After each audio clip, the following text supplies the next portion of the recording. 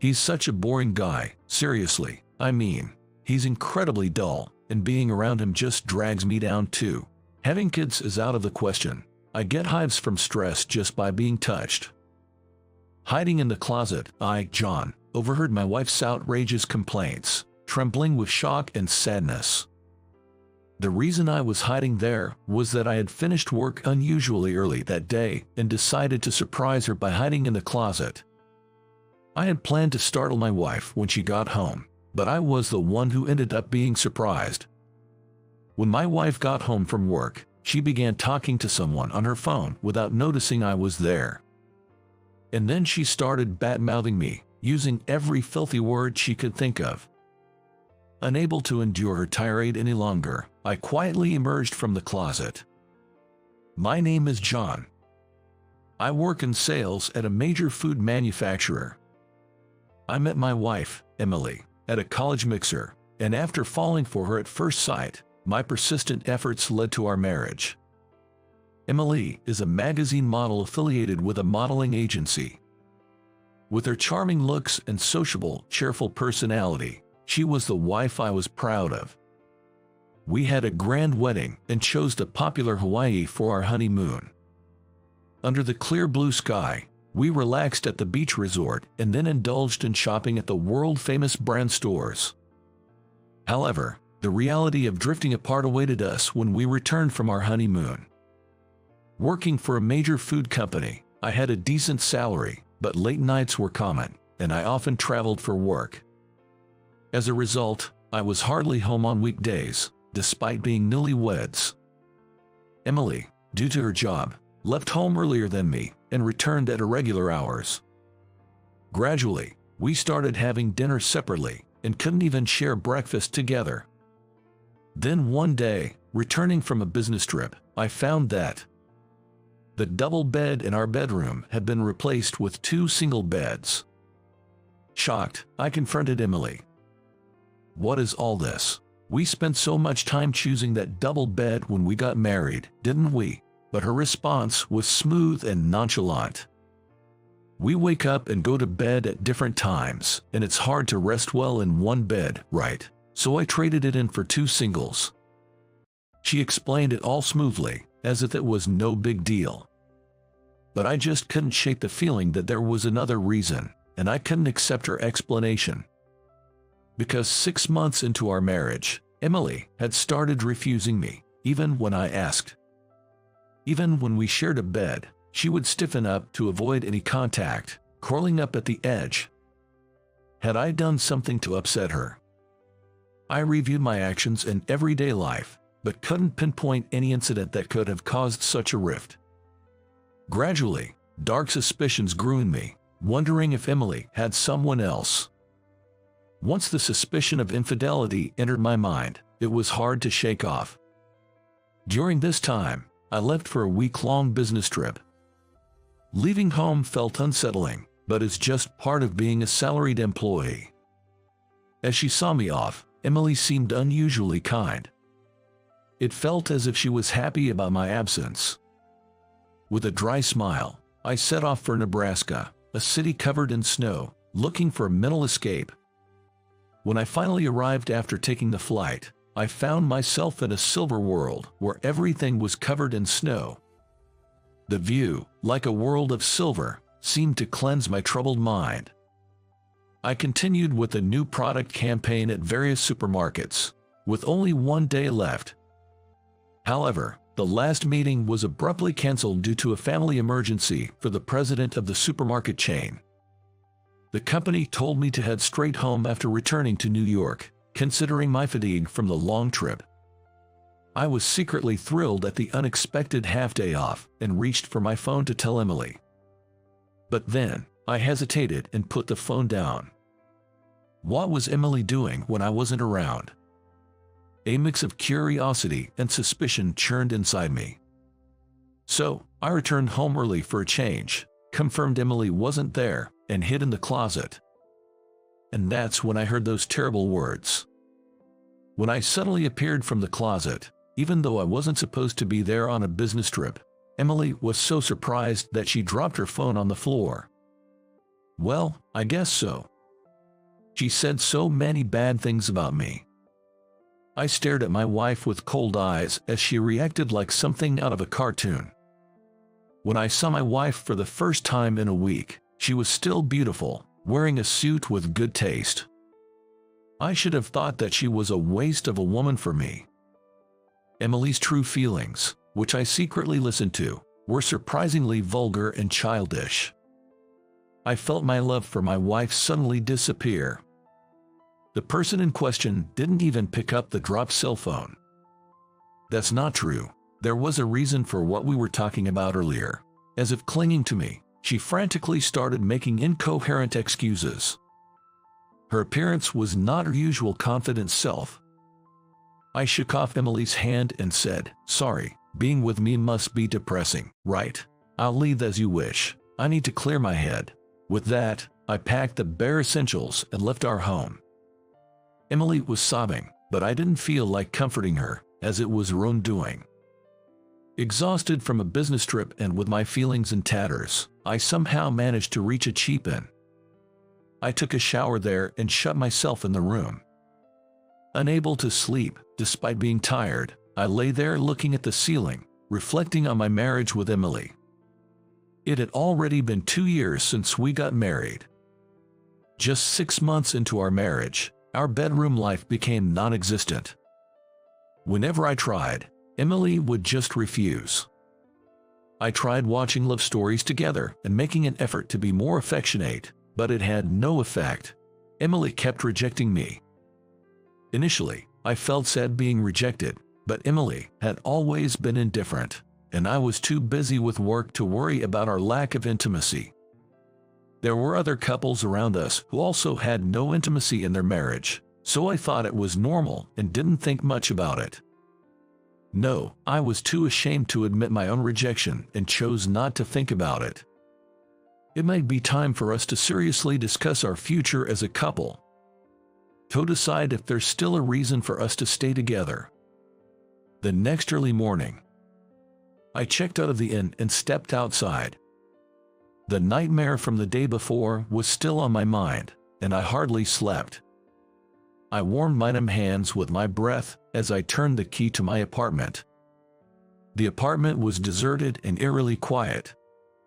I thought for sure that Emily was out, so I opened the door to go get some coffee from the kitchen to have in the living room. Wasn't Emily crouched down in the kitchen, swollen and exhausted from crying? She must have cried all night. "John, I'm truly sorry about yesterday. Please listen to my story." As she said this, collapsing in tears, she seemed to be deeply regretting her harsh words. If I were still head over heels for Emily as I once was, I might have forgiven her immediately. But looking at Emily's tear-streaked face again, she seemed like a complete stranger to me. In that moment, I realized I no longer trusted Emily, and felt the pain of knowing we couldn't go back to how we were. "I'm going to the office right after having some coffee." While hurriedly making coffee and rummaging through the fridge, I retreated to my study without saying a word to Emily. For the following week, we continued living like strangers in the same house, and I managed my work while consulting about our future with various people. However, the only response I got was, "You're married, and it's not like your partner cheated on you, so you should forgive her." True, there was no evidence of Emily's infidelity, and she was taking good care of the home. But my decision remained unshaken. If we were to continue living together, rejected by Emily, there was no point in staying married. It wasn't just about physical intimacy, it was also about my earnest desire to have children someday. I quietly placed the divorce papers I had filled out on the living room table and went to bed without waiting for her return. That night, I suddenly awoke to a soft sensation on my leg. Emily should have been sleeping on the living room sofa. Reconsidering, I closed my eyes again, and this time, slender arms wrapped around my waist. The warm touch jolted me awake. It must have been Emily, who had slipped into the bed. When was the last time I felt the warmth of human skin? For a moment, I almost gave in to my desires as a man. At the same time, I remembered the harsh words Emily had hurled at me, like "You're such a boring man, and it's impossible for us to have children." Instantly, those feelings withered away. To Emily, whose arms were tightly wrapped around my waist, I said, "Can you let go of me? Please, don't disappoint me anymore." As I spoke, I roughly shook off her hands. After a while, Emily, still in bed, began to cry softly. "I'm truly sorry for hurting you. The truth is, ever since elementary school, I was harassed daily by a teacher, who was a man, which made me uncomfortable around men. That's why I couldn't respond to your advances." Hearing the shocking truth, I couldn't believe my ears. I want children too, and I've always wanted to be a mother, but I just couldn't bring myself to be intimate, and I've been blaming myself for it. So, to vent my frustration, I ended up making it seem like it was your fault to our friends. I wanted to apologize to you properly on our last day together as a couple. Seeing Emily sincerely apologize, I was deeply moved. Despite being married for 2 years, it was the first time I had heard about Emily's sexual trauma. Now that I think about it, every time I tried to touch her, she seemed to tense up. I was angry at myself for not understanding my wife's suffering at all. They say a marriage is like a mirror, but Emily's disrespectful behavior towards me was a reflection of my own lack of compassion towards her. I was glad that I realized my mistake before we parted ways. As soon as I felt this, tears welled up in my eyes. It might be because this is probably our last night together. In bed, I gently held Emily's hand. Even for us, there were plenty of happy moments in our marriage. How about we share one pleasant memory each, in turn, as our last memory? When I suggested this, Emily, wiping her tears, nodded in agreement. Yeah, the 2 years we spent as husband and wife were fun, weren't they? They weren't wasted at all. We began to talk, bit by bit. How Emily's dad cried a lot at our wedding. How I lost my wallet and caused a big fuss on our honeymoon. How we fought over our completely opposite tastes when choosing furniture. How happy I felt when I came home late and saw the lights on in the house. One story after another, just between the two of us. That night, we lay in bed and talked about our memories all night long. In the end, the feeling that remained wasn't regret, but gratitude for the 2 years we had together. The next day, because I stayed up until dawn, I was completely sleep-deprived and rubbed my sleepy eyes as I headed to the living room. On the table were Emily's signed divorce papers, along with a note that said, "Be happy." Next to me, there was a breakfast box containing all my favorite foods.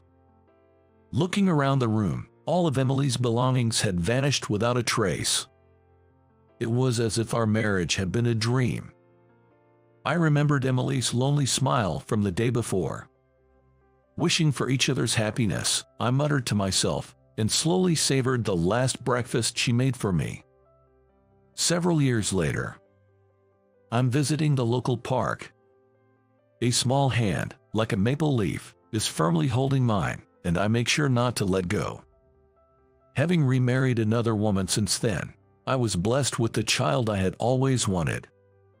Raising a child is harder than I thought, but I'm living a fulfilled and happy life. There have been various experiences to get to this point, but they make me cherish my current life even more. Wishing for Emily's happiness, wherever she is. It's all your fault. Your troubles made our daughter sick. Bring her back to me. My father-in-law, Keith, had shouted angrily through the funeral home. The next moment, I felt a dull pain on my left cheek and lost my balance, falling to the floor. Keith had struck me on the cheek. "It's because you bankrupted the company. That's why Emily had to work so hard and got sick." He towered over me, continuing his yelling. Sitting on the floor, holding my painful cheek, I pondered. Maybe he was right. I became president of a small food processing company left by my father at age 30. But 10 years later, the company's performance rapidly worsened and eventually went bankrupt. At that time, the company had a huge debt. I immediately started a new job, but my earnings weren't enough to pay off the debts, so my wife, Emily, 8 years younger, also worked full-time to support our family while caring for our 3 children. We shared household and child care duties, but with young children, there was always much to do, from school drop-offs and pickups, to attending to them when sick, to preparing meals, cleaning, and doing laundry. Even at home, there was never a moment of rest. Raising 3 kids while working was extremely tough. And since I often had more overtime work, the burden of childcare and housework fell more on Emily. This life continued for about 8 years, until Emily collapsed from overwork 3 months ago. At the hospital, blood tests revealed abnormalities, and we were told, unfortunately, it's quite advanced, and there's nothing more we can do. When Dr. Johnson told me this, it felt like a cold shower had hit my heart. Blood drained from my face, and my legs went weak. I wished it was a dream, hoping desperately to wake up from it. Dr. Johnson, how much longer can Emily live? Perhaps 3 more months. 3 months, that's too short. I thought so. It wasn't enough time. I wanted more time with Emily. She was only 40 years old. We still had so many things to do together, so many places to go with the family. I couldn't hold back my tears. Our children were at a sensitive age, the eldest 14 and the youngest 10. I wondered how much they would grieve without their mother. I struggled with whether to inform them and Emily about her life expectancy. But, wanting her to live her remaining life without regrets and to prepare the children gradually for the shock, I decided to disclose it. Me, only 3 months to live. You're kidding, right? Tell me it's a lie. Initially, Emily laughed it off in disbelief, but when she realized it was true, her expression turned complex. Who jokes about such things? Don't worry, I'm sure I'll get better soon. She struggled to accept the reality, remaining brave without tears. Yes, I believe that too, but as things stand, I think we should tell the children about the prognosis. When I shared my thoughts, she contemplated for a while before agreeing. Yes, they need to be prepared. That was the first time Emily showed her tears. She must have felt helpless, imagining the children's grief. Michael, please, take good care of our children. My wife clung to my chest, sobbing. How sad it must have been for her, knowing she wouldn't see our beloved children grow up. From then on, I juggled work and visits to Emily's hospital to provide for our 3 children. I wished I could quit my job to spend every minute with her, but, drowning in debt, it was an impossible dream. Emily must have felt so lonely. I had caused her so much trouble, failed to notice her illness until it was too late, and couldn't even be by her side in her final moments. What a failure of a husband I am. It's no wonder Keith hit me. He raised Emily alone and never wanted her to suffer. As I hung my head in these thoughts, an incident occurred. I don't want to see your face. Do you realize how much my daughter suffered because of you? This isn't a joke. Keith, consumed by anger, grabbed a cup and threw cold water at me. Father, please stop, a firm voice echoed through the funeral home. It was Emily's younger sister, Sarah, 2 years younger than her. She rushed in, standing between us. How can you do this? Emily's passing isn't Michael's fault. Don't take out your grief on him. Sarah. Keith looked at her, his expression complex. But Sarah, he bankrupted his company, drowned in debt, and made Emily suffer. Her life was miserable because of him. He argued back. But Sarah responded strongly. That's not true. Don't assume Emily was unhappy. She was happy with Michael. She shouted, pulling out her phone from her purse. Read this. It shows how happy she was. She operated her phone and handed it to him. What's this? It's Emily's social media. She posted her thoughts there every day. Keith stared at the screen, his hands trembling. Tears fell from his eyes. "Emily," he whispered and wiped his eyes. What was written there? Curious, I timidly asked. "May I see it too?" Then Keith stood next to me, showing me the phone screen. It read as follows. "Tonight, it took an hour and a half to put the kids to bed, but lying with them is pure bliss, especially in winter. Cuddling up to their warm bodies, I feel a deep warmth inside. Their sleeping faces are angelic, so adorable, and just looking at them is healing. Juggling work and parenting 3 kids is tough, but my children are adorable, and I find joy in my job every day. Staying connected to society, even as a mother, is something I'm grateful for. I often hear my stay-at-home mom friends talk about feeling lonely or wanting an escape from parenting. I'm fortunate to find a balance between work and parenting. I'm so grateful for my husband leading the way in housework and parenting. Without him, I wouldn't have this happiness. The debt repayment is tough, but we're managing it together, and we should be able to afford our children's future education. Our eldest son stopped attending school. He couldn't make friends and was scared of talking to people. Michael took a day off to chalk to the school. There's a support room for students who struggle in the classroom. For now, he'll attend there. He finds it easier to talk to Michael, maybe because they're both male. Michael listened so kindly and carefully. Our son felt reassured. I'm thankful for Michael. He's truly reliable. Every day is busy but fulfilling and fun. Just seeing my family's faces makes my heart feel lively. I love my family. No matter how late Michael comes home from work, he always listens to me intently. Just talking to him relieves my mood. Seeing his smile heals my work stress. It's like magic. Today, I was told I have 3 months to live. At first, it felt unreal, like it wasn't about me. But thinking about leaving my family brought uncontrollable tears. I don't want to be apart from them. I want to be with Michael and the kids much longer, but that is not possible. Happy memories flooded my mind like a movie. Loved by Michael and the kids, I believe my life was truly happy. To Michael, thank you for meeting me and marrying me. Because of you, I had a happy life. I'm grateful.